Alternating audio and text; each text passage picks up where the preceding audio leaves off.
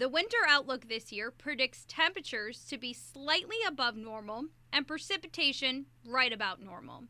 But how does NOAA, the National Oceanic and Atmospheric Administration, come up with this long-term outlook? Like putting together a puzzle, meteorologists look at many different factors to put together the full picture that becomes the forecast. Start the puzzle by looking at sea surface temperatures, especially in areas of the Pacific Ocean that will determine the strength of the El Niño or La Niña pattern. When water temperatures are unusually warm, the pattern is considered to be El Niño. Cooler water temperatures, that would mean a La Niña pattern is in place.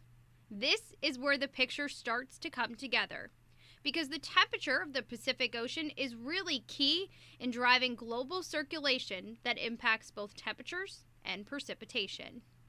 After determining the pattern that's in place, meteorologists then look at secondary elements such as North American Oscillation, also known as NAO.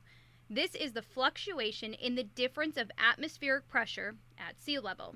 They also look at convective trends in the Pacific Ocean, as well as a few other elements.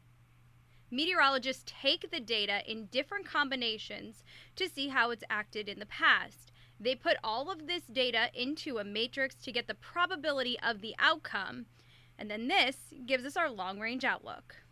The current weather plays into these predictions as well. Right now, most of the Southeast is in a drought, and it's tough to break from those patterns. Meteorologists look at all of these signals, create a pattern, and then look how these patterns have acted in the past. This data is used to predict the probability of how the same pattern would act again, and that gives us our outlook.